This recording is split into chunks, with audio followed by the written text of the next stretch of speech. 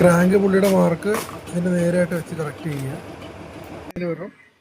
പിന്നെ ഇതിൻ്റെ പമ്പിൻ്റെ മാർക്ക് ഇവിടെയായിട്ടൊരു മാർക്കുണ്ട്, അത് ഇത് നേരെ കറക്റ്റായിട്ട് ഇരിക്കണം.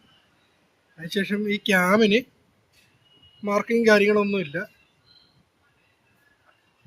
ഇതിൻ്റെ ക്യാമിൻ്റെ മാർക്ക് വരുന്നത് ഇതിൻ്റെ പുറകിലാണ്. ഇതിൻ്റെ പുറകിൽ ഈ വാക്വം പമ്പ് ഇവിടെ നിന്ന് വരണം. ഇതിന് ശേഷം നമുക്ക് കാണാൻ പറ്റും ഇത് മുകളിലായിട്ടൊരു പോയിന്റ് മാർക്കുണ്ട്. ഇത് നമുക്ക് മേലോട്ട് നിൽക്കുന്ന രീതിയിൽ വേണം അത് സെറ്റ് ചെയ്യാൻ. ക്യാം ഷോട്ട് സെറ്റ് ചെയ്യുന്ന സമയത്താണ് കറക്റ്റ് ടൈമിംഗ് മാർക്ക് വേണം. അതിനുശേഷം ഇതുപോലെ ലിവർ കറക്റ്റായിട്ട് കയറ്റി ലോക്കായി കഴിഞ്ഞാൽ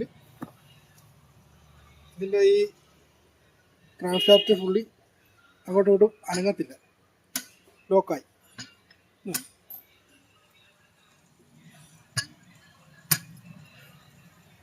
അപ്പം ഇങ്ങനെയാണ് ക്രൂയിസിൻ്റെ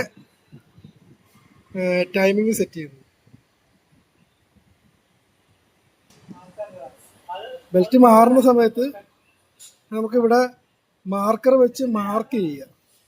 ഇതിന് നേരെയും വെച്ച് മാർക്ക് ചെയ്യുകയാണെന്നുണ്ടെങ്കിൽ ഇതിന് ഇവിടെ ഒരു മാർക്ക് കൊടുത്ത് താഴത്തെ ഒരു മാർക്ക് കൊടുക്കുക, ഇവിടെ മാർക്ക് കൊടുത്തിട്ട് ഇവിടെ ഒരു മാർക്ക് കൊടുക്കുക, ഇവിടെ ഒരു മാർക്ക് കൊടുത്തിട്ട് ഇവിടെ ഒരു മാർക്ക് കൊടുക്കുക. അങ്ങനെ കൊടുത്തിട്ട് ഇത് അഴിക്കുകയാണെന്നുണ്ടെങ്കിൽ ബാക്കി നമുക്ക് ബാക്ക് മൂവും കാര്യങ്ങളൊന്നും അഴിക്കേണ്ട കാര്യമില്ല. പെട്ടെന്ന് തന്നെ ടൈമിംഗ് സെറ്റ് ചെയ്തെടുക്കാൻ പറ്റും.